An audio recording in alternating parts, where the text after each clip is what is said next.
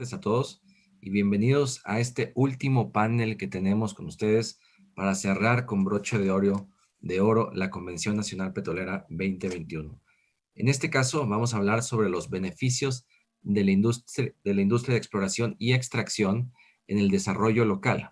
Y antes de dar la palabra, solamente quisiera hacer mención de un libro que hemos nosotros publicado en Amexi que se llama La energía de un pueblo, que habla mucho, con mucha más extensión, casos de éxito, historias de desarrollo local y esta colaboración que existe entre la industria y las distintas comunidades en las que se trabaja en México. Para quienes no lo conozcan, el libro es gratis por descargarlo en la internet y los invitamos a hacerlo.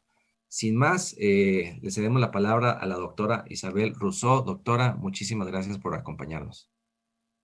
Bueno, muchísimas gracias, Merlin. Antes que nada, quisiera agradecer muchísimo a Mexi y en particular a Merlin Cochran, el director general, su director general, por la invitación a moderar este panel de beneficios de la industria de exploración y producción en el desarrollo local.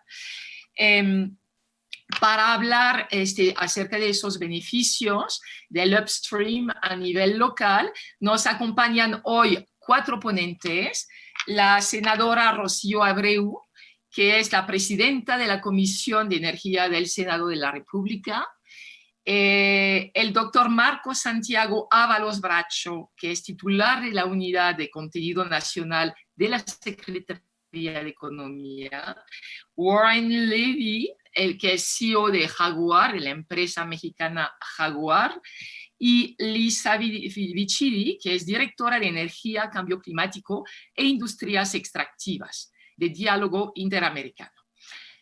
El tema, el panel, es muy interesante, pero es muy retador a la vez. Es un tema muy denso, muy complejo, que además va en contra de la imagen espontánea que surge en la mente de uno cuando se habla de los hidrocarburos o cuando se habla en general de las industrias extractivas. Porque, ¿cuál es la imagen que nos surge? De inmediato pensamos que es una industria depredadora, que conlleva una serie de destrucciones en lo social y en lo ambiental, y que además no aporta verdaderas compensaciones económicas a las regiones productoras. La renta se va en otro lugar.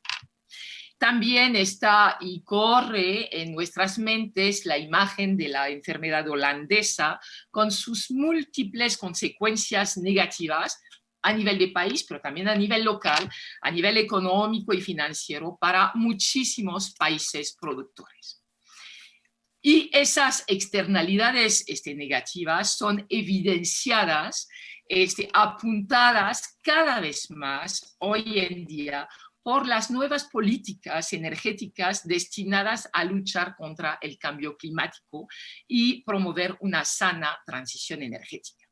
Entonces, en este contexto general, este panel, nuestro panel, quiere justamente demostrar que la industria petrolera y gasera puede también ser fuente de desarrollo local y además de desarrollo sustentable en sus 3 vertientes: económico, social y ambiental.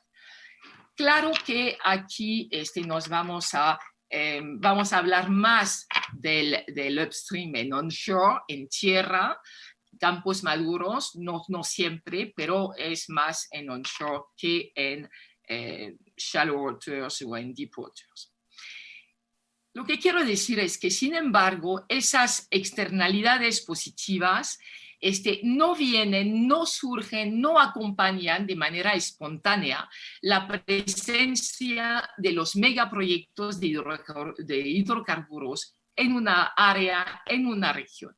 Deben de ser propiciadas, deben de ser preparadas mediante la construcción de todo un andamiaje institucional, en el plano legal, en el plano fiscal, en el plano económico, en el plano educativo, en el plano cultural, social, etc.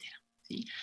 ¿Para qué? Para propiciar el desarrollo de la economía local mediante el incremento del valor agregado de los bienes y servicios, mediante la creación de empleos, de empresas de servicios, por ejemplo, a nivel municipal, a nivel estatal, etc.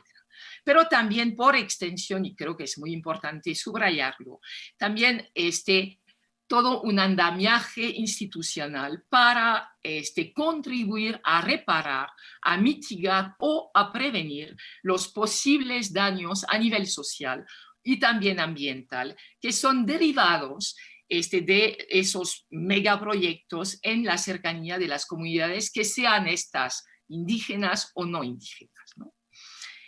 También, finalmente, quisiera subrayar que el hecho de propiciar el desarrollo local y sustentable en las áreas de exploración y producción es la única manera de promover a corto y mediano y largo plazo la seguridad energética en lo estatal y en lo nacional. Porque de no darse, tarde o temprano, van a aparecer rupturas fuertes en el tejido social, conflictos, con problemas a nivel de gobernanza local y eventualmente nacional, y consecuencias nefastas sobre el mismo desempeño de las actividades petroleras y gaseras. Y este trabajo de construcción y de fortalecimiento de este entramado institucional vincula a varios actores, muchos actores. El gobierno en sus diversos niveles, las empresas y las comunidades, pero también actores de la sociedad civil bajo sus múltiples expresiones. Y nuestro panel hoy en día reúne a tres actores o tres tipos de actores por lo menos, ¿no? Dos representantes del gobierno, poder legislativo y poder ejecutivo, una empresa mexicana, la empresa Jaguar, y una representante de la sociedad civil de diálogo interamericano. Dicho eso, puesto eso en contexto, la dinámica del panel va a ser la siguiente. Vamos a tener 3 rondas y una sesión al final de preguntas y respuestas con nuestro público. La primera ronda va a ser de 4 minutos y voy a pedir a cada uno de los ponentes, intervenientes, que realmente traten de restringirse en el tiempo otorgado. Empezaría con la senadora Rocío Abreu. Senadora, de manera muy general, en relación con la exploración y producción de hidrocarburos, ¿cuál es hoy en día la posición, el posicionamiento de la Comisión de Energía que usted preside en el Senado de la República acerca de los instrumentos, de las medidas que ya se han adoptado en el pasado para mejorar el entorno social, la calidad del medio ambiente y promover infraestructura adecuada en las entidades productoras? Pensaría, pero no son las únicas medidas, por supuesto, en el nuevo arreglo fiscal con las reglas de operación para distribuir y aplicar los recursos del fondo para las entidades federativas hacia diversas actividades, y las contraprestaciones de pago a los dueños de la tierra, ¿no?, por la extracción comercial de los hidrocarburos. ¿Qué evaluación ustedes en la comisión hacen de estas herramientas y qué nuevos instrumentos piensan ustedes que sería bueno implementar para poder resarcir las afectaciones ocasionadas por la actividad petrolera y gasera? Muchas gracias, senadora. Muchas gracias. Primero que nada, agradeciendo la invitación de la MEXI. Siempre ha sido un gusto participar con ellos. No es la primera vez que estoy con ustedes, antes como panelista en algunos foros, y siempre pues con la apertura con todo el sector. Primero que nada, hablar del tema energético a nivel nacional nos significa una gran responsabilidad, pero sobre todo yo soy lo tengo que decir con mucho orgullo, yo soy de Ciudad del Carmen, Campeche, donde nace Cantarell, el macroyacimiento que hemos tenido en México, el más importante que ha aportado a nivel federal, y una lucha que se ha dado siempre, sobre todo en el sur-sureste, las incongruencias de tener un macroyacimiento de ese tamaño, y hoy en día vivir una situación que nos ha golpeado económicamente. Una de ellas tiene que ver con un fenómeno mundial, no es un tema que México sea el único en el sentido de las caídas de los precios del petróleo, los conflictos internacionales, el tema del gas, el conflicto de Siria, la Unión Soviética, bueno, Rusia, perdón, hoy en día, tiene que ver con una dinámica macro que nos ha golpeado a todos, y México también tiene una economía petrolizada. Tenemos que ser realistas en ese sentido. Parte del gran fondo de que se ha destinado en este país venían de los ingresos de las ventas de petróleo, como ha sido pues uno de los macroyacimientos como es Cantarell.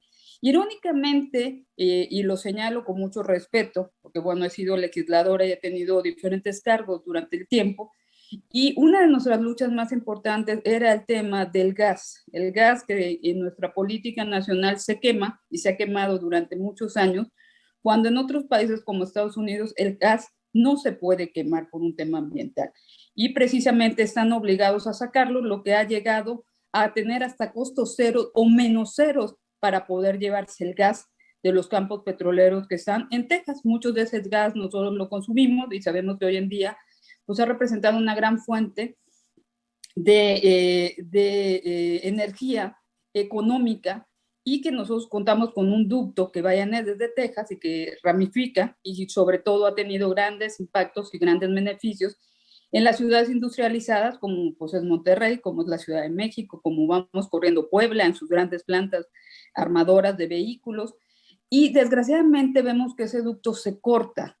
Ya en las instalaciones llega muy poco gas, ya hablemos de Veracruz, de Tabasco, que ya es casi el gas que llega, pues es gas que se produce dentro de los pozos y de los mantos petroleros que existen en la zona, lo mismo que nos pasa en el sur-sureste.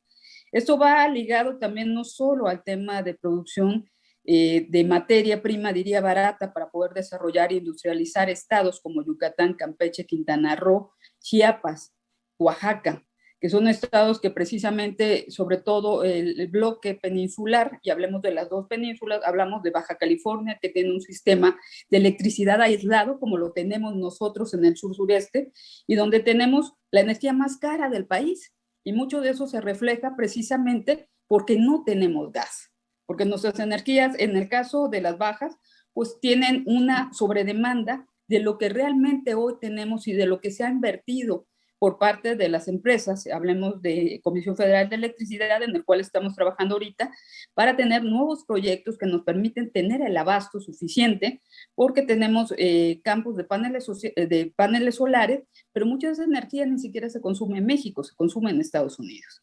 En el caso del sur-sureste todavía tenemos una situación aún más complicada, que se refleja en un tema social, que es de lo que estamos hablando, que es precisamente no tenemos gas, y lo que nos significa solo tenemos inversiones en paneles solares, lo cual también es deficiente en el tema del costo. Y bueno, eso sería otra cuestión, platicar sobre las posturas de la energía y la reforma energética, la reforma eléctrica, que tiene muchas aristas y también muchos puntos de vista, los cuales yo siempre respeto. Pero estamos hablando de un tema tan importante como es, si no tenemos energía barata, si no nosotros entramos a un ciclo combinado modernizando nuestras plantas, en el caso de inversión de Comisión Federal de Electricidad, la energía va a seguir siendo cara. Y lo que significa nosotros es que no tenemos desarrollo, porque cuando platicamos con las empresas que quieren invertir en las zonas de nosotros, pues simplemente nos dicen, tienen terrenos, tienen agua, tienen seguridad social, somos de los estados más seguros en el país, pero desgraciadamente al no tener energía barata, sabemos que se nos hace inviable que una empresa. Entonces, ¿qué tenemos? Nosotros somos productores de materia prima. Realmente nuestras industrias, sobre todo Campeche, es un estado que vive desgraciadamente por fondos gubernamentales de la derrama que hay de los empleos. Y bueno, Carmen, que es el motor económico del estado, pues está alojado petróleos mexicanos, las compañías nacionales e internacionales que se dedican al ramo precisamente de extracción de crudo en la sonda de Campeche, donde extraemos pues, gran parte de los recursos, pero también tenemos que estar conscientes que Cantarell pues está en declive ya hace unos años, nuestra producción ya ha bajado muchísimo y hoy en día pues lo que se está haciendo es una reactivación de los pozos maduros para retomar parte del material que existe en ellos. No sé cómo voy de tiempo, si ya me agoté mi tiempo, pues usted me dice.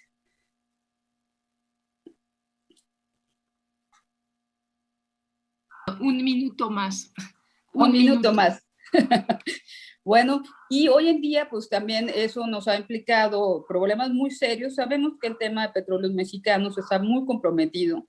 Es parte hoy en día de las acciones que estamos tomando dentro de la Cámara de Senadores, donde también estamos viendo ciertas acciones y entendemos, y eso es respetuoso y lo digo con mucho respeto hacia todos, cada gobierno tiene que tomar las acciones pertinentes en relación a las políticas públicas y a las políticas en materia energética. O sea, sabemos que CENER es quien determina el tema de políticas en materia de energía, a los cuales pues, se han dado cambios precisamente con la intención de poder trabajar en un tema muy importante para nosotros, que es la soberanía y sobre todo el tema de la seguridad nacional. Entendemos, y para mí lo más importante es decir, cada parte tiene una área de oportunidades, cada parte tiene una parte de razón dentro de lo mismo, pero tenemos que buscar la forma de aliar tanto el sector público con el sector gubernamental para poder tener las acciones pertinentes para garantizar a los ciudadanos pues energía y suministros derivados de la extracción del petróleo, como es precisamente la gasolina, la turbocina, como es el diésel, como es el gas, y en esas acciones donde estamos trabajando.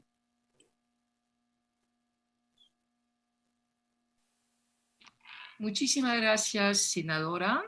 En este momento la pregunta siguiente está dirigida a Marcos Ábalos, al doctor Marcos Ábalos. Marcos, muchas veces tú has lamentado la oportunidad perdida por parte de la reforma energética de 2013-2014 para construir una verdadera política de contenido nacional.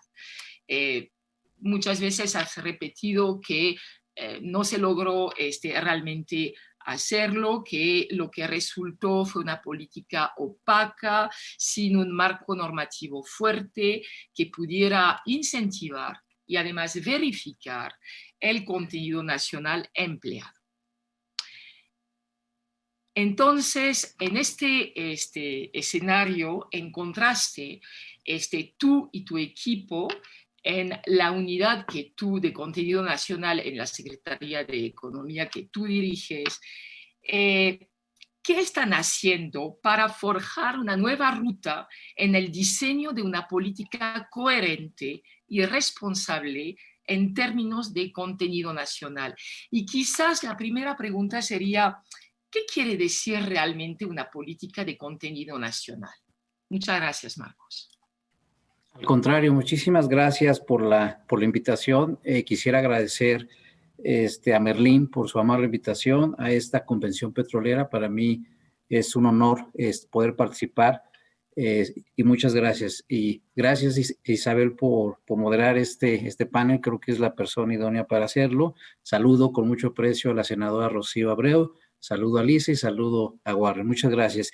Me gustó mucho tu contexto que planteaste. Si me permites, voy a ocupar unos segundos en ese contexto.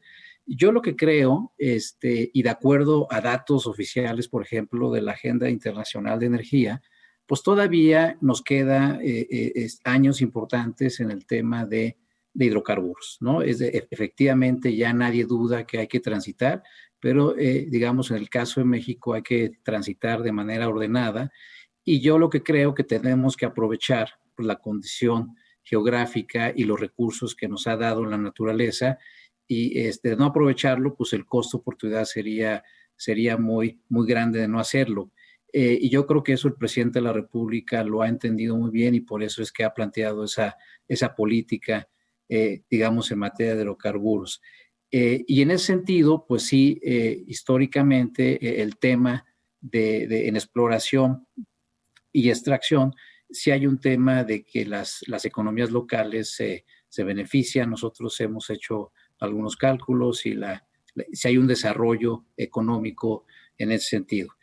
Y como bien lo dices, nosotros vimos una área de oportunidad en la cual pues no estaban el ordenamiento jurídico normativo necesario para poder operar nuestras tareas sustantivas e impulsar, digamos, el contenido nacional. Eso lo hemos hecho en meses recientes. Ya tenemos este marco normativo jurídico para poder operar y evidentemente la secretaria Cloutier nos ha instruido y el subsecretario Héctor Guerrero, donde hay una gran oportunidad de poder, digamos, incrementar, porque se ha venido, digamos, haciendo tanto de PEMES como los operadores.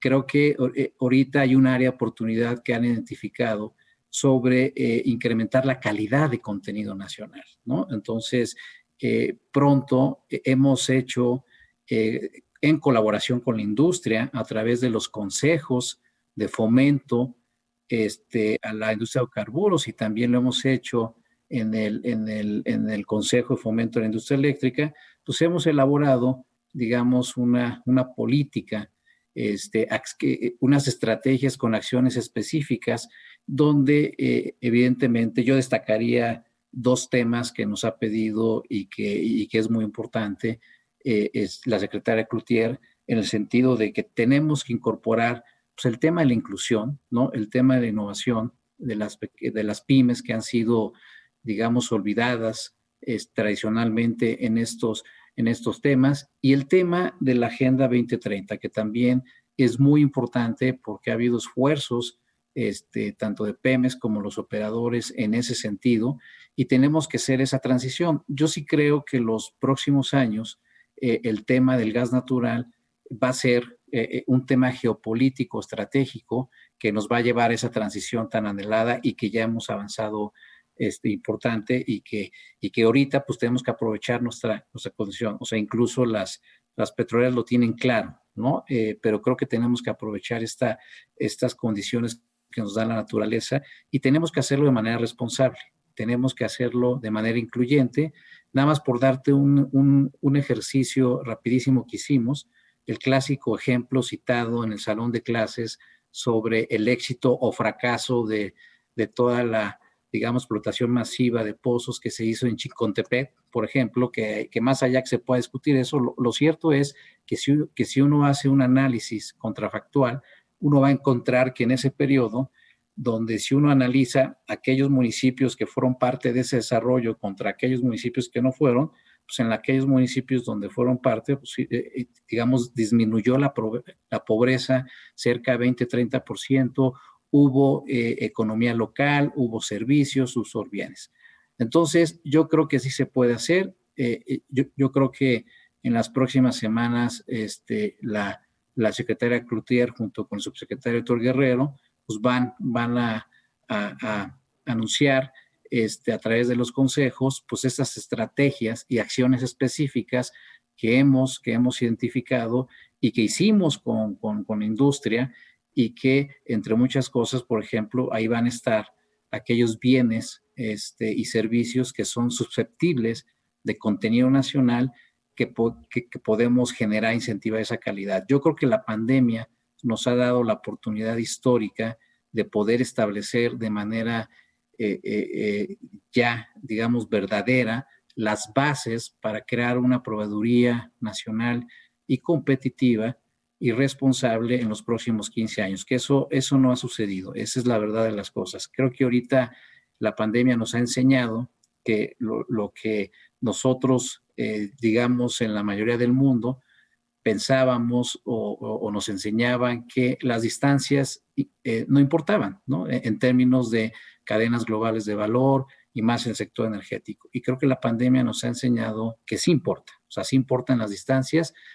Tenemos un TEMEC que hay que aprovecharlo, y yo creo que ahí tenemos una gran oportunidad de generar, de insertar a las pymes, sobre todo a estas cadenas de valor regionales, y puedan ser susceptibles y que puedan ellos producir bienes y servicios con mayor valor agregado.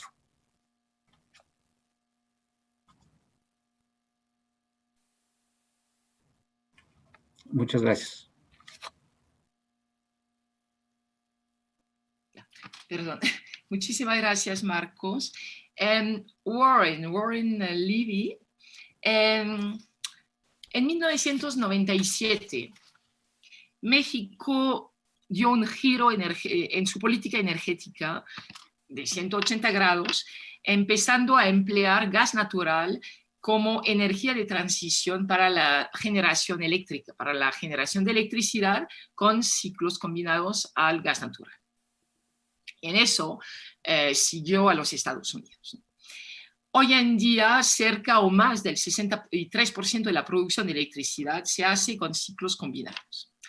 Sin embargo, por muchas razones, por razones hacendarias, por la revolución del shale en los Estados Unidos, por la baja de la producción del petróleo, que aquí en México viene asociado muchas veces al gas natural, pues se tuvo, porque la demanda creció, se tuvo que importar cada vez más gas natural. Y de alguna manera, por razones de precios, México no contempló la necesidad de pues, enfocarse sobre la producción nacional de gas y de gas no asociado. Consecuencia, hoy en día México es un importador neto de un solo país, casi de un solo país. Es una situación muy endeble que subrayó el problema climático que se presentó en febrero pasado. Y eso subraya también los límites de esta estrategia. O sea, es decir, es un problema, un enorme problema de seguridad nacional. Ahora, si uno mira a Jaguar, la empresa Jaguar, ustedes tienen una posición muy interesante. ¿Por qué? Porque es una empresa mexicana que apuesta a la exploración y producción de gas natural en México y ustedes han hecho recientemente hallazgos muy interesantes en gas natural, ¿no? Y están preveyendo que en un horizonte de 5 a 7 años podrían tener el potencial de producir cerca del 10% del gas natural total que México requiere. Eso evidentemente es algo, digamos, un anuncio que no es menor, ¿no?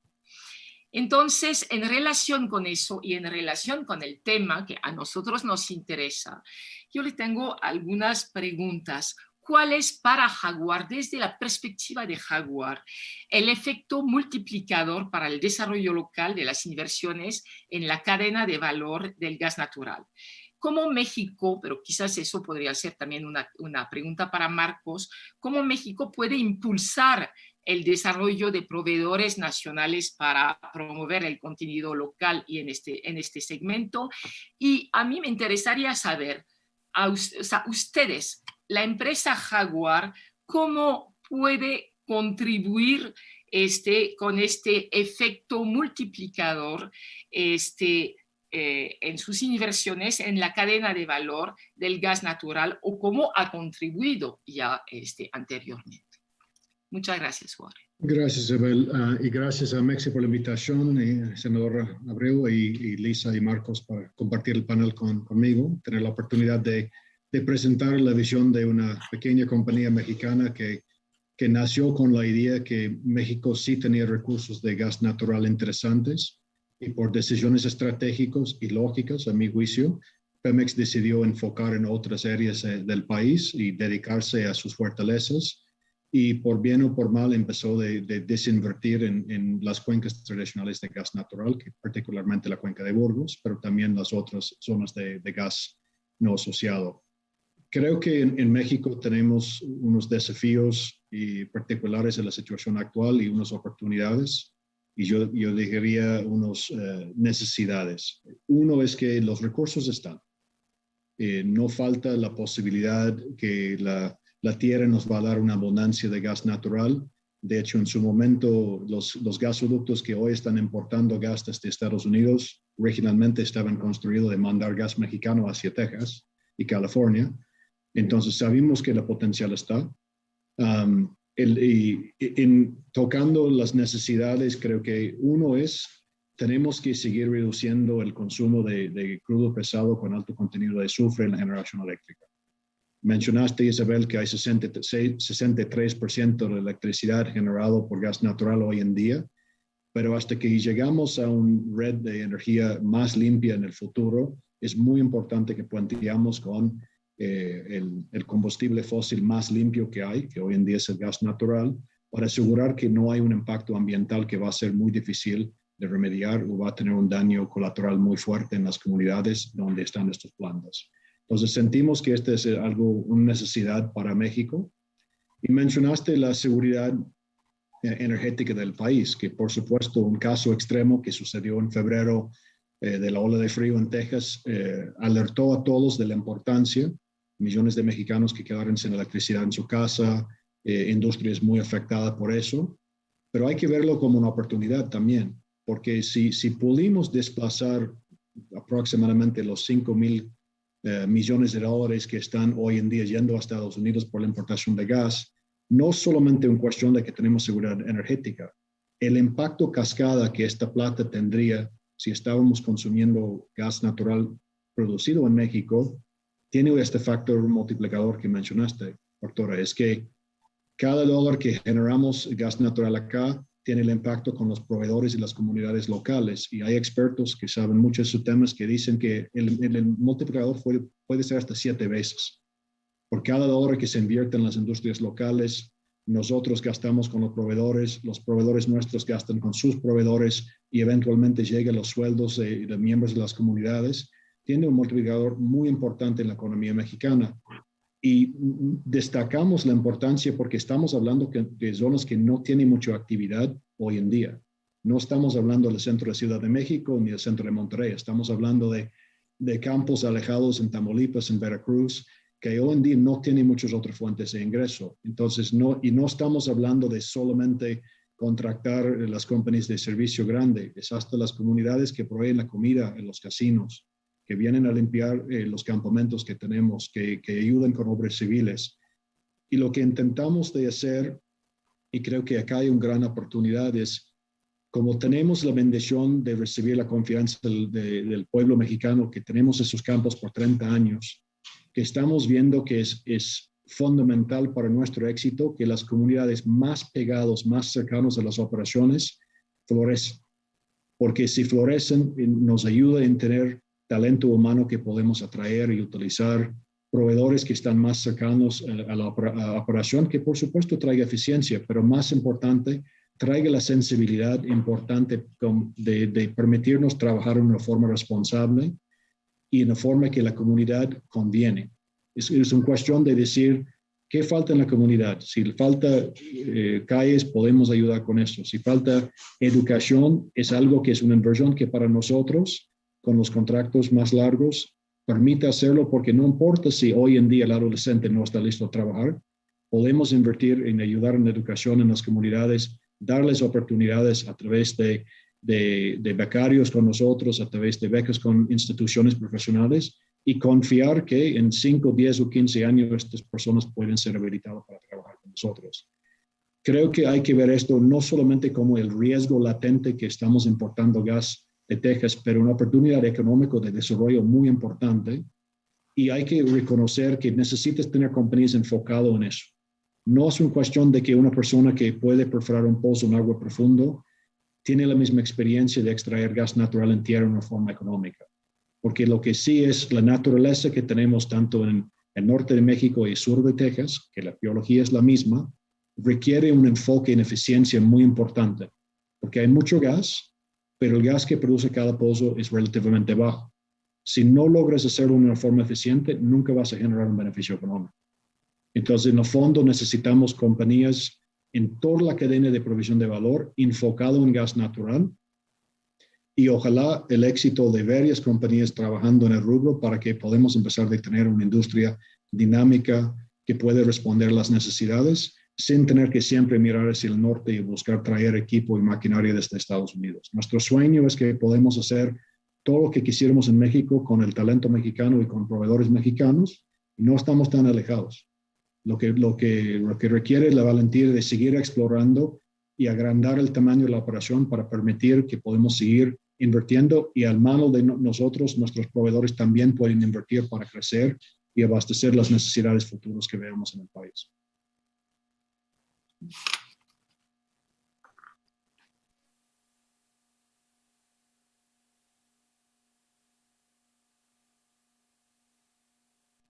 Estás en mudo, doctora.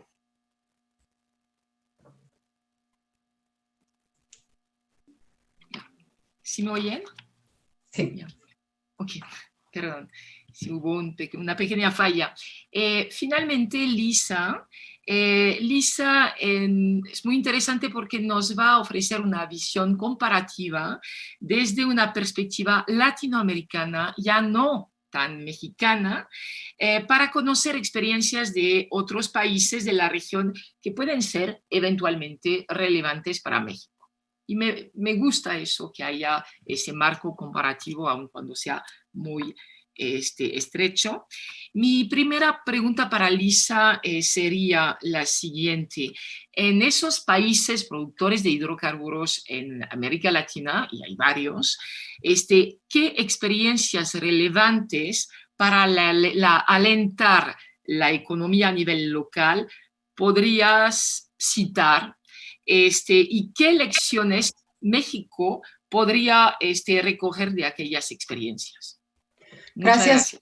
Gracias, Isabel, por la pregunta. Quisiera también agradecer a Mexi y a Merlin por la oportunidad de participar. Ha sido súper interesante los paneles que he visto en la conferencia. Quiero empezar un poquito con la panorama macroeconómica, que creo que es importante. En América Latina, el sector de hidrocarburos forma una parte importante del Producto Interno Bruto, entre 2 y 7% en México, Brasil, Ecuador, Colombia, Bolivia, Argentina. Y es una parte muy grande de la economía venezolana, pero como no hay estadísticas recientes o confiables, no les puedo dar los números. En Guyana, una nueva productora de petróleo, gracias al sector, la economía creció 43% el año pasado, un año en donde la mayoría de los países en Latinoamérica vieron una desaceleración económica por causa de la pandemia. Los ingresos fiscales del sector de hidrocarburos también son significativos en estos productores petroleros en la región.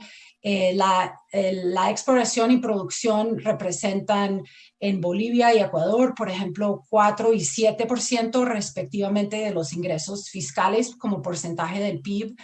Y también es importante para los ingresos, son importantes los ingresos de las exportaciones para el balance de pagos para algunos países. Entonces, por ejemplo, en Bolivia, Ecuador y Colombia, los hidrocarburos representan 30-40% de todos los ingresos de las exportaciones. Y esto es un poco el impacto económico a nivel nacional, pero en muchos países, yo creo que la mayoría de los países en Latinoamérica, la mayoría de los impuestos y las regalías del sector petrolero son asignados a gobiernos municipales y departamentales. Se hace eso en gran parte porque son las comunidades locales las que son impactadas, sobre todo por la industria, y es lógico que estas comunidades reciban más de los beneficios económicos.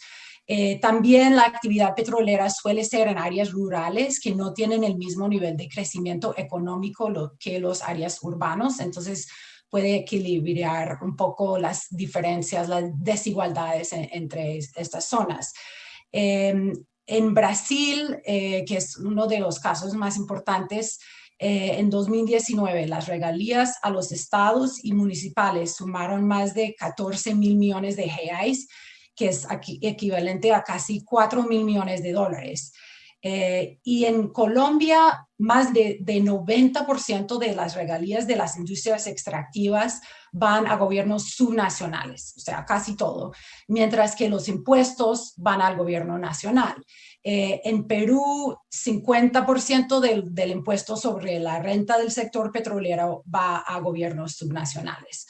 En el caso de México, los ingresos y las exportaciones son menores en comparación como parte del PIB, porque México es un país mucho más, es una economía más grande, mucho más diversificado, pero los ingresos locales son muy importantes para el presupuesto federal. En México es un poco diferente que en los otros países porque hace una parte muy grande de ese presupuesto nacional.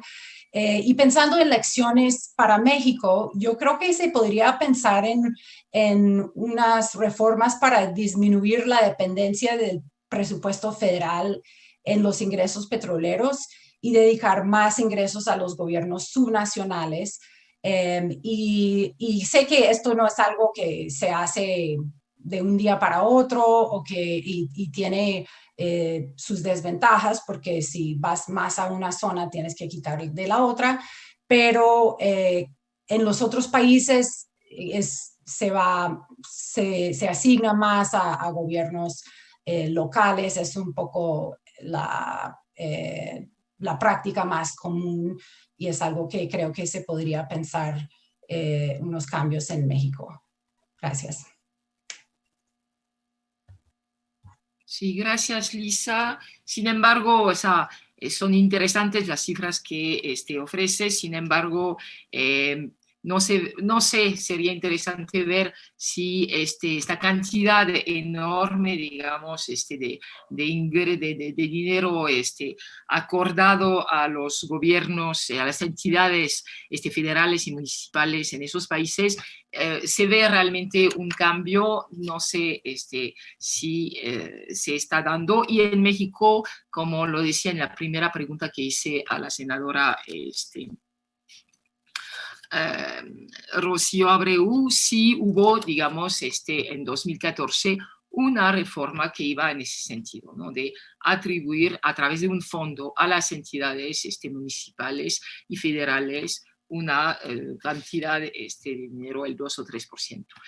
No sé, eso sería interesante saber qué tanto ha permitido un progreso, pero sí, digamos, México ha estado caminando hacia ese rumbo, seguramente de manera muy insuficiente.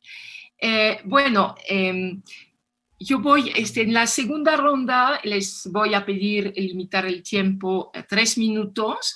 Mi primera pregunta sería para la senadora Abreu.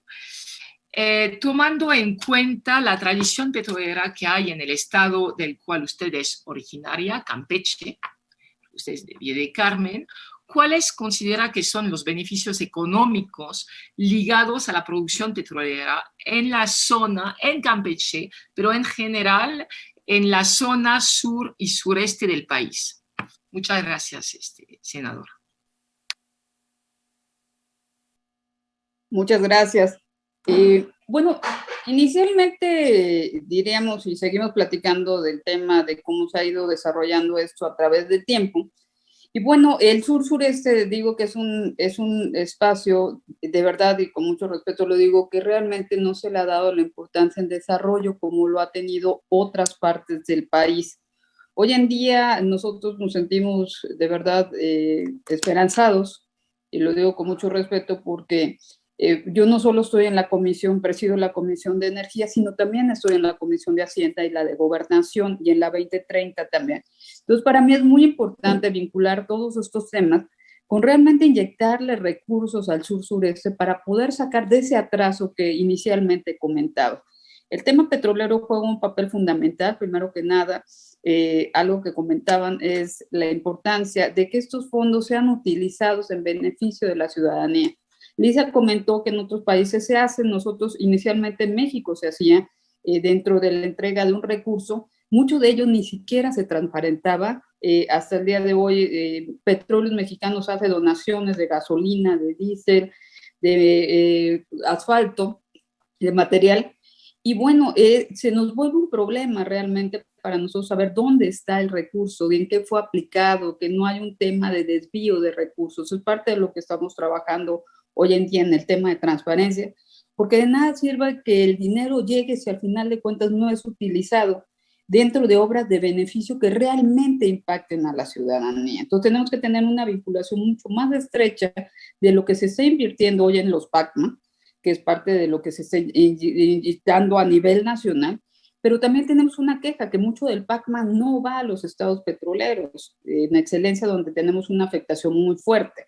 Entonces, si esto es una queja y la hago públicamente, de que sí nos quejamos que no está dirigido a quienes más afectaciones tenemos, que son precisamente los estados como el mío y sobre todo el municipio de Carmen, donde está alojada toda la actividad petrolera. Entonces, hoy en día tenemos que vincular precisamente las actividades no solo de la industria petrolera como Petróleos Mexicanos, sino también de todos los privados dentro de la rama. ¿Qué es importante? Y no solo no voy a hablar tanto de los beneficios, sino como qué es importante que hagamos. Y lo importante es vincular a la ciudadanía con las empresas. Y para ello hemos sugerido tener programas de capacitación dentro de las instituciones educativas, dentro de los estados petroleros, para poder capacitar a la gente sobre especializarse en las materias que van a requerir las diferentes empresas y que hoy requieren, porque lo han requerido durante mucho tiempo.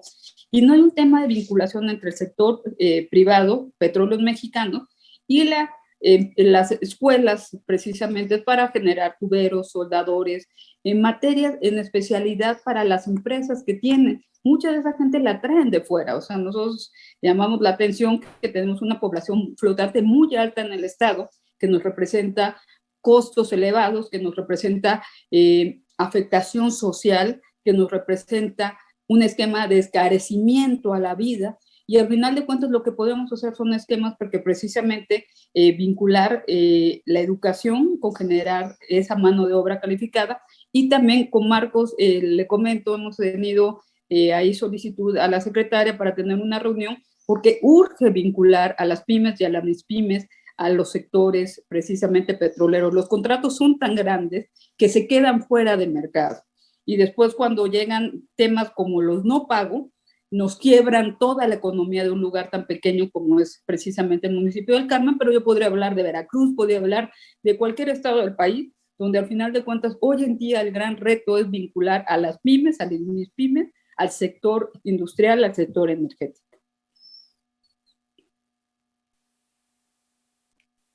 Muchas gracias, senadora. Marcos, tú eres el campeón de todas las preguntas que llegan en el chat, entonces voy a empezar en la segunda ronda a retomar algunas de las preguntas. Una de las preguntas es si nos puedes dar un ejemplo real de cómo se está impulsando la reindustrialización regional y el desarrollo local del sector hidrocarburos con la política de contenido nacional. Entonces es aterrizar ya con un ejemplo.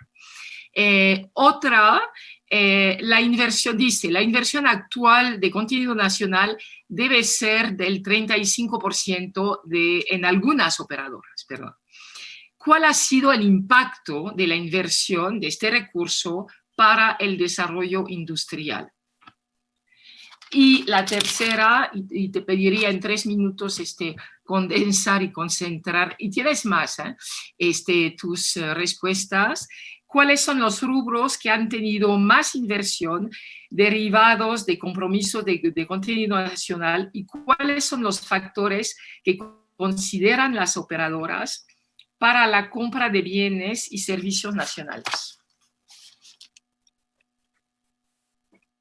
Muchísimas gracias. Bueno, trataré de ser rápido por el tiempo, pero a ver, yo diría precisamente la secretaria Cloutier hace no mucho presentó el programa de reactivación económica. Uno de los 4 ejes es precisamente el desarrollo y impulsar el desarrollo económico del sureste, ¿no?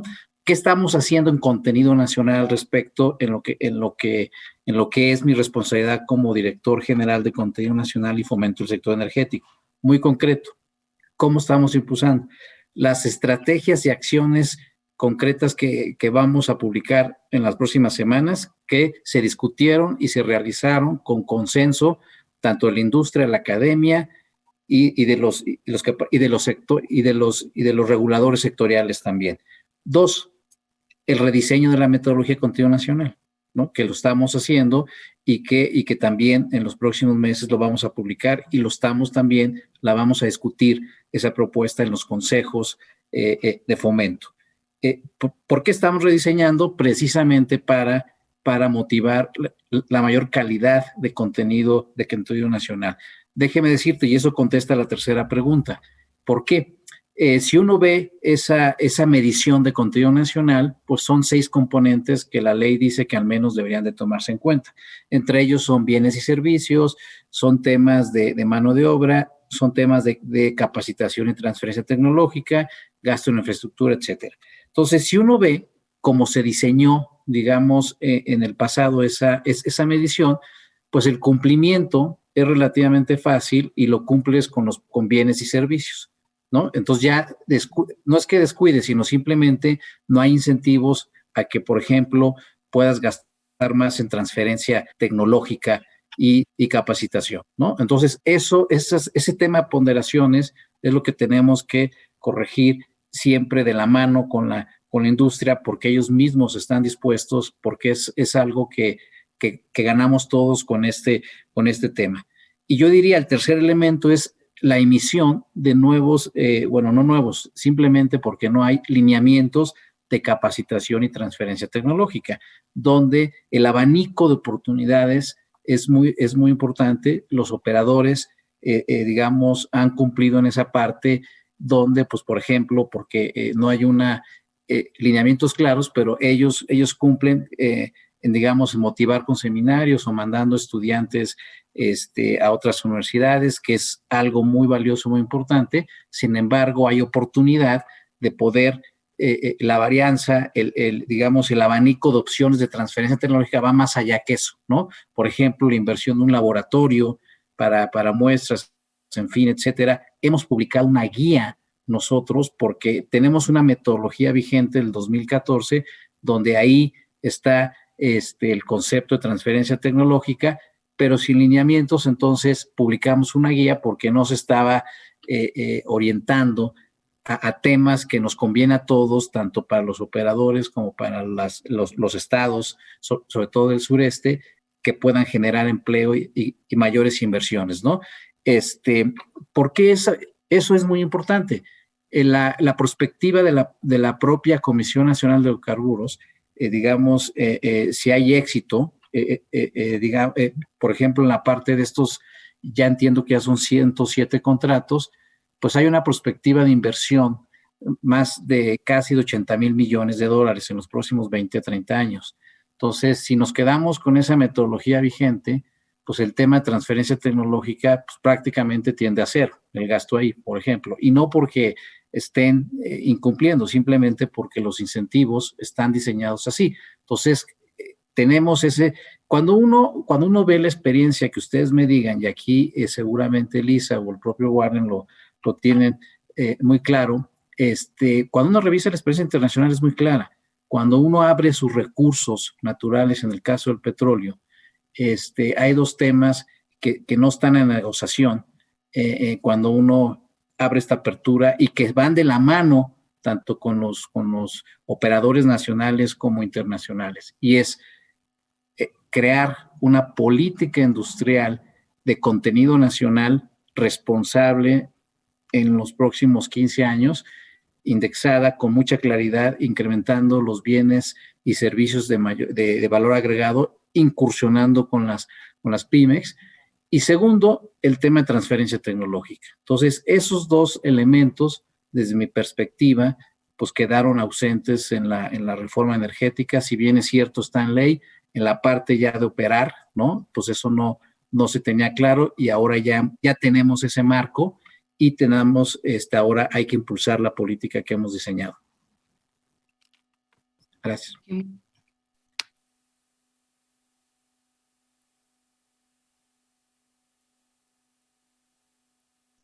Estás en mudo, doctora.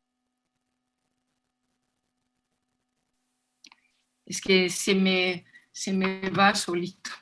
Perdón.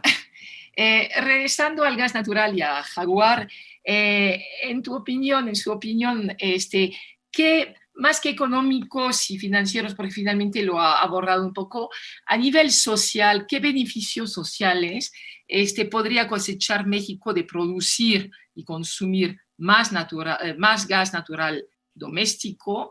Pero yo regreso también a Jaguar. Jaguar, ¿qué papel puede jugar en ello?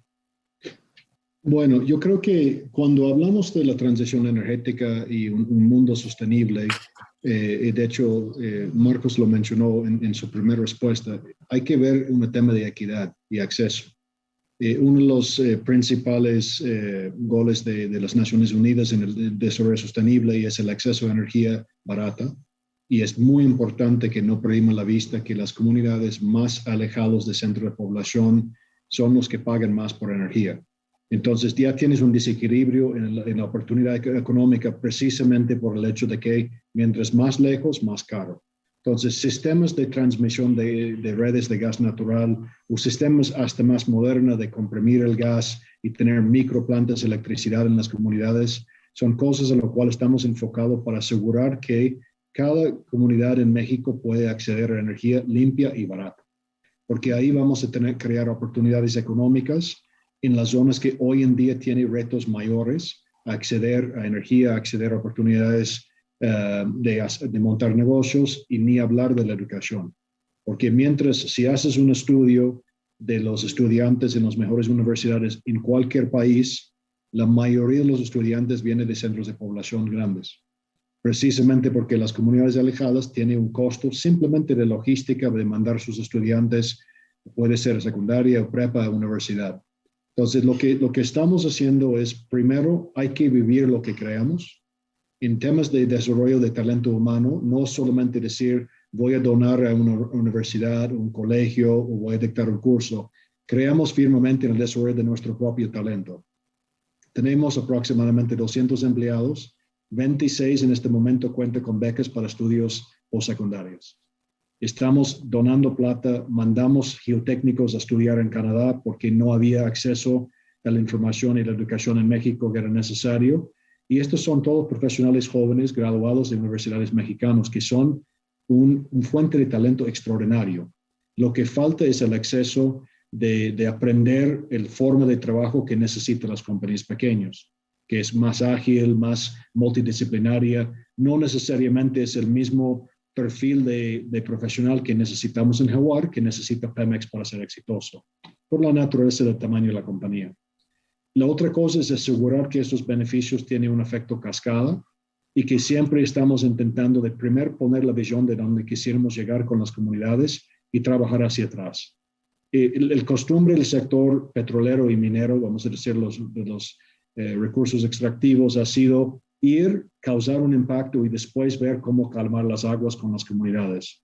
Nosotros trabajamos al revés. Antes de entrar en una zona, de hecho, arrancamos perforaciones de pozos nuevos, uno que fue un descubrimiento que anunciamos en marzo en Veracruz. 6 meses antes estamos hablando con las comunidades, socializando nuestros planes, invitando a proveedores locales de registrar con nosotros, invitando talento de aplicar a Jaguar. De hecho, tal vez tuvimos demasiado éxito, tuvimos 15,000 aplicaciones en octubre cuando lanzamos este proceso, pero el acceso y la comunicación con las comunidades y ver cómo podemos adaptar nuestras operaciones para que la comunidad se siente cómodo con nuestra llegada. Y cuando en diciembre llegamos con 100 cargas de camiones grandes, porque estamos llevando un taladro grande, la comunidad nos recibió con brazos abiertos, porque se sintieron que nosotros estábamos escuchando a ellos. Nosotros no tenemos la solución. Lo que tenemos es la habilidad y las ganas de apoyar a las comunidades en su crecimiento y estamos dispuestos a adaptarnos dentro del marco que podemos en presentar soluciones que son aptas por cada comunidad. Siempre nuestra prioridad están en 2 rubros, la biodiversidad y educación. Son las 2 cosas que conocimos, que estamos apasionados, porque también es importante la honestidad de decir a una comunidad, un terrateniente, entiendo que necesites esto, pero es algo que no entendimos cómo hacer, no es nuestra fortaleza. Y si esta comunicación es proactiva y no es después que hay problemas y hay conflicto con la comunidad, es mucho más fácil encaminar en conjunto con la comunidad y con los terratenientes también, porque no olvidamos que a veces no estamos hablando de un pueblo ni una ciudad, estamos hablando de un ranchero que tiene una necesidad muy distinta de lo que tiene en la comunidad más cercana. Y adaptarnos a las necesidades, pero siempre con honestidad de las cosas que sí podemos hacer y no podemos hacer. No porque no estamos permitidos bajo el marco. De hecho, el marco de ley es bastante amplio en lo que considera contenido nacional y transferencia de tecnología, pero tenemos ciertos conocimientos y fortalezas que creemos que están alineados con un desarrollo de largo plazo y preferimos siempre enfocar nuestro trabajo en las comunidades en las cosas que sí podemos hacer bien.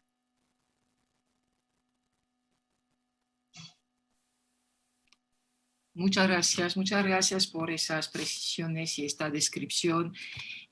Lisa, regresando a un contexto latinoamericano, ¿nos podrías contar un poco más acerca de las mejores best practices, de las mejores prácticas en términos de gestión de impacto social que se da, este impacto social ligados evidentemente a los megaproyectos de hidrocarburos, que se han dado en diferentes países productores de América Latina? Hay muchos países que han implementado el equivalente un poco de lo que aquí tenemos y conocemos como EDIs, etcétera.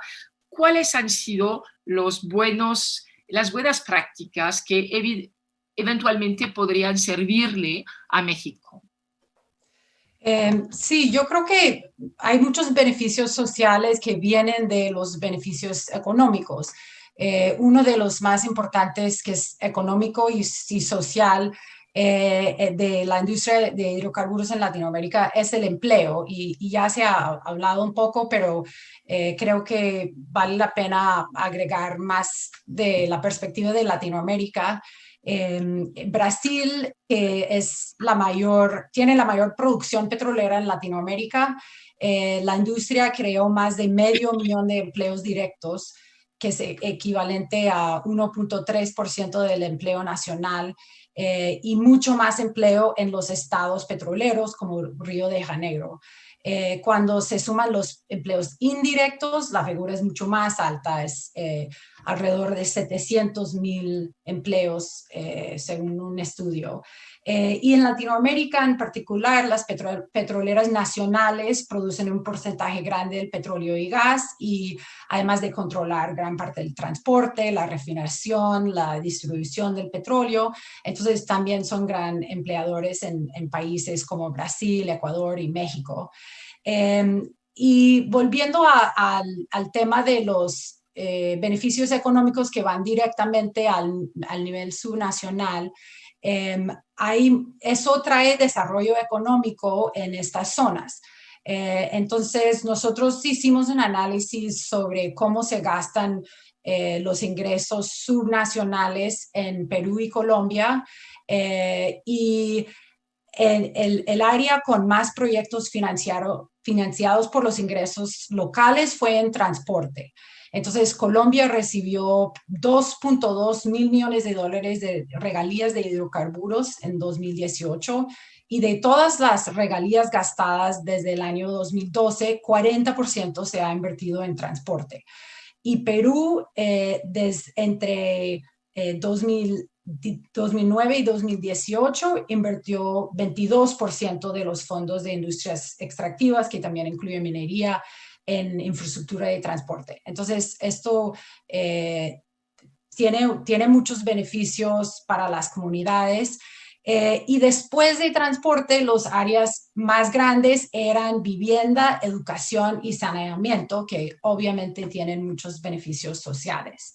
Entonces, creo que es obvio que esto es bueno, pero es un poco más complejo con eso que simplemente dar los ingresos, que, como dijo la senadora, lo difícil para un sistema muy descentralizado, donde muchos ingresos van directamente a los gobiernos locales, es encontrar un equilibrio entre tener de parte del gobierno nacional una rendición de cuentas y una estrategia clara y definida para el desarrollo económico, para que no se desperdicien los ingresos.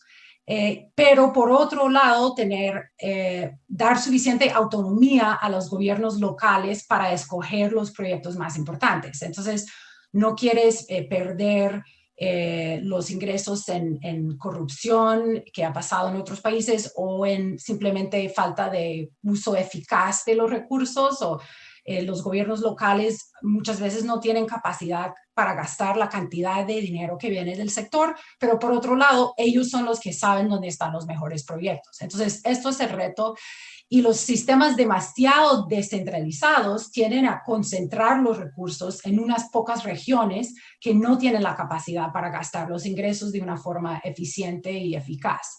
Y otros países han tenido dificultad en ese equilibrio. Entonces, tener los ingresos, gastar los ingresos de parte del gobierno nacional también tiene su desventaja y es difícil decir no hay un sistema perfecto y cada país tiene una situación un poco diferente, pero lo que puedo decir es que creo que mejor práctica es tener un equilibrio entre estos dos objetivos.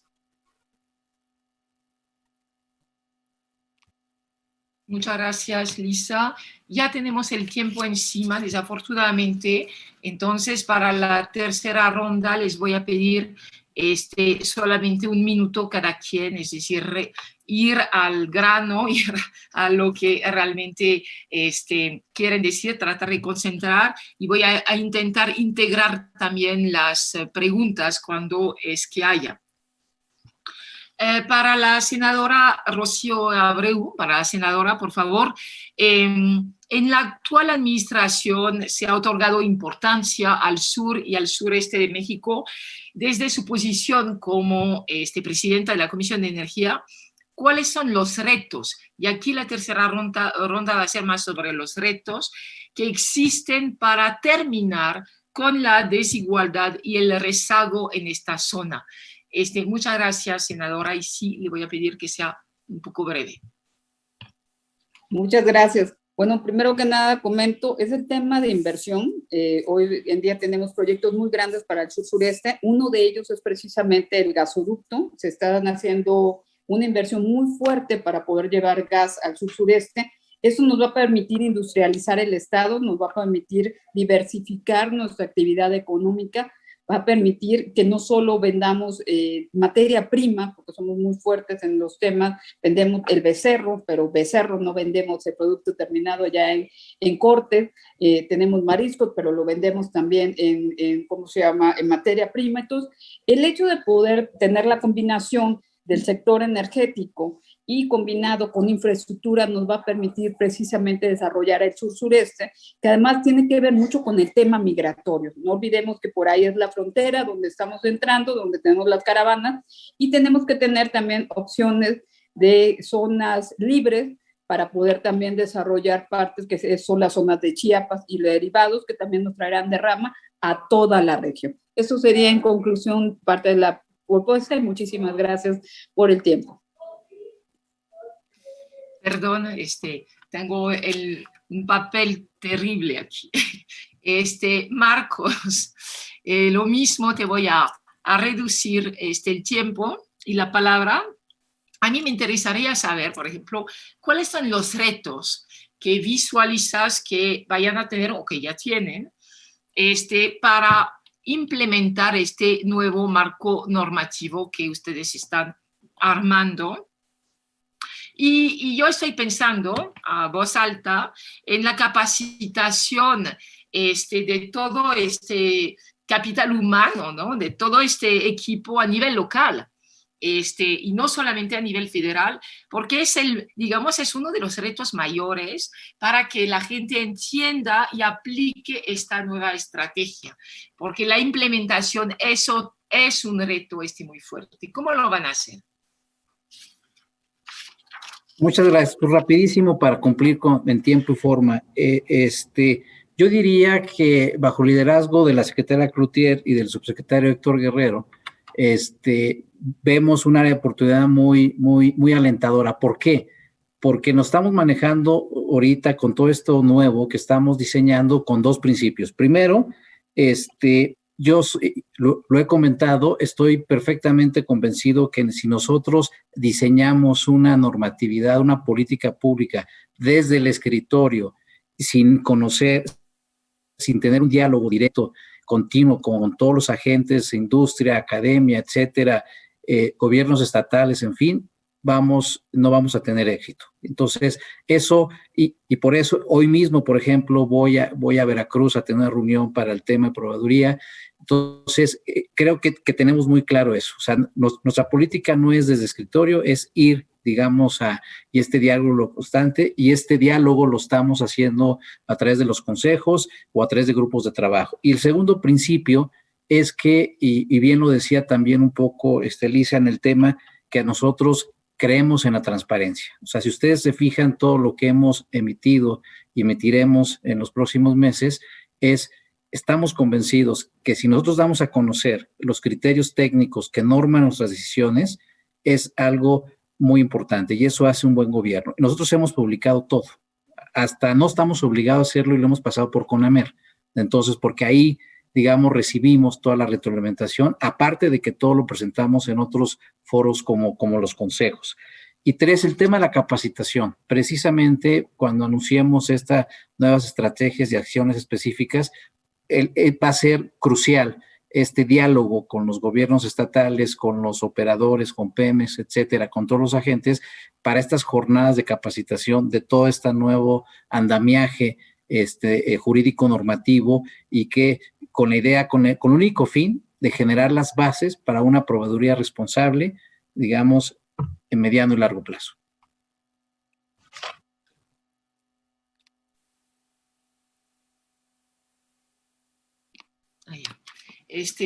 Muchas gracias, Marcos. Warren, bueno, mira, tengo un problema aquí porque se me perdió en el chat una pregunta que te estaba destinada. Seguramente hice un error, pero vi la pregunta, más o menos el sentido, entonces la voy a ligar con mi propia pregunta. Tocando, el tema ambiental.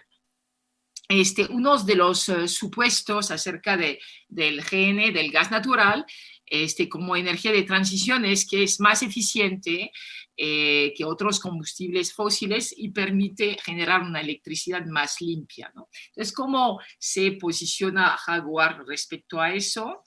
¿Cómo Jaguar puede generar esos efectos positivos? Pero había una pregunta que te está destinada, nada más que yo la perdí, que tiene que ver con el fracking. Y entonces, pues si puedes, digamos, ligar esas 3 y en un minuto y medio contestar sería fantástico. Y perdón. Solamente resolver en un minuto uno de los principales temas mundiales que están quejando los ecologistas. Sí, doctora, mira, yo creo que nosotros creemos firmemente que necesitamos tener un impacto positivo. No miramos solamente emisiones, miramos el impacto en agua, miramos el impacto en tierras y miramos el impacto social y económico. Y intentamos que todo lo que hicimos tiene que sumar, que el mundo, el Estado, el país y el pueblo es mejor por la presencia nuestra. A veces es difícil saber cómo medir todo, pero hay estándares cada día más claros a nivel mundial. Yo creo que el gas natural es algo que va a ayudar mucho en la transición energética precisamente porque las energías renovables son un reto enorme por las comunidades más humildes por el costo de inversión. Y no da una energía de base que permite que alguien pueda saber con 100% de confianza que su casa tiene luz o su pequeña fábrica tiene energía que lo necesita 24 horas al día, 365 días al año. Cuando hablas de operar en forma responsable, viene de primero poner las metas muy claras, las reglas de cómo vamos a rastrearlo y medir el impacto, cómo podemos y cómo debemos asegurar que las emisiones están cada día reducidos y compensados de una forma inteligente. Y en el fondo incluye cómo operar la perforación de los pozos, disminuir el consumo durante la perforación, disminuir el tamaño de la locación que estás construyendo, minimizar la replicación de inversiones civiles. Son cosas que te dan una eficiencia operativa en costos, pero más importante, disminuir la huella de impacto que uno tiene. Cuando hablamos de fracking, estamos hablando de no convencionales. El concepto de fracking, como conocimos acá, es realmente asociado con no convencionales. Ahora no tiene reservorios no convencionales, somos 100% en operaciones convencionales. No obstante, Yo creo que operadores responsables han comprobado que es una técnica que se puede aplicar de una forma segura, y hay millones de pozos que han sido perforados a nivel mundial, y ya hay suficiente información como industria de decir, esta es la normativa que debe aplicar. Nuestra recomendación hacia los que nos han preguntado en el Estado es buscar las regulaciones más exigentes en el mundo y aplicarlos. Los operadores responsables van a estar felices de cumplir. Donde hay un problema es en la incertidumbre de si está permitido o no está permitido, qué reglas va a aplicar, qué no. Y mientras hay esta incertidumbre, es muy difícil hacer el argumento si un recurso no convencional podría ser desarrollado en México de una forma económica o no. Entonces, por los operadores que tienen acceso a recursos no convencionales, que es principalmente Pemex, de hecho, creo que la claridad sobre qué regulación que va a aplicar es muy importante. Y mi recomendación es buscar las reglas más exigentes que hay, que particularmente existen en Europa y en Canadá sobre estos temas, para asegurar que si vamos a permitirlo, que está permitido bajo regulación muy clara que los operadores tienen que seguir, y si no, hasta que tener las reglas de castigo muy claramente estipuladas también puede servir en incentivizar a los menos responsables de cumplir.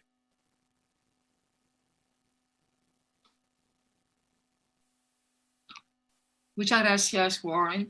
Lisa, un minuto, porque ya estamos en el tiempo. Bueno, para salir un poco del tema local, estrictamente local, y retomando todo el contexto de la transición energética, hay un interrogante que a mí pues, siempre lo tengo, es decir, ¿qué desafíos a nivel económico podrían o pueden enfrentar los países productores de hidrocarburos de América Latina en un mundo que está realizando ya una transición energética y da la espalda a las energías fósiles, ¿no? ¿Cómo les va a ir a esos países? Y evidentemente hablo de los países emergentes y de América Latina, y México incluido, por supuesto, ¿no?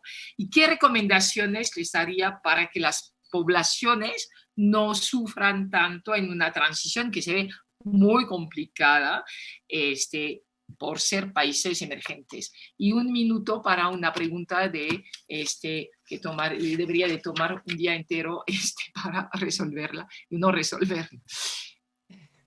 Sí, pues yo creo que el reto más grande de la transición energética en lo económico que hemos estado hablando es que va a haber un cambio, que, como han comentado en otros paneles hoy, va a haber un cambio en el destino de las inversiones hacia los áreas, los recursos de bajo costo y más fuentes de energía más bajos en emisiones, sean renovables, gas, petróleo más bajo en emisiones.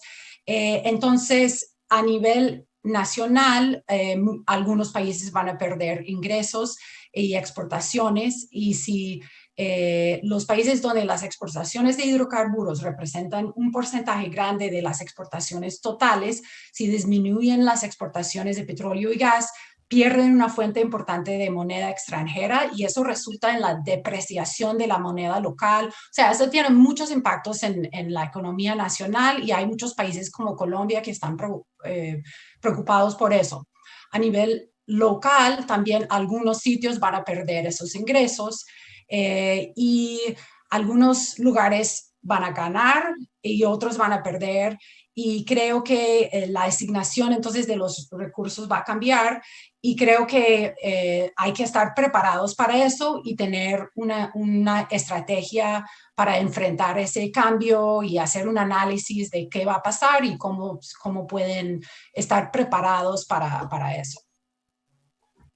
Muchas gracias. Pues hemos rebasado el tiempo, así que solamente lo siento mucho. De todas maneras, quedaban solamente una pregunta sin contestar. Les agradezco muchísimo a todos ustedes y todas ustedes la participación a este panel. Muy interesante, muy enriquecedor, pero un tema demasiado denso y fuerte para tratarlo en tan poco tiempo. Muchas gracias. Y muchas gracias a Mexi también por esa oportunidad. Doctora, distinguidos panelistas, Agradecemos enormemente su participación con este último panel en términos de desarrollo local. Para terminar, tenemos el honor de contar con Silvia Hernández, de Estrategia Pública, quien nos va a dar su recolección de lo que ha pasado estos últimos 2 días para dar por terminada la Convención Nacional Petrolera 2021. Silvia, agradecemos tus palabras. Bienvenida.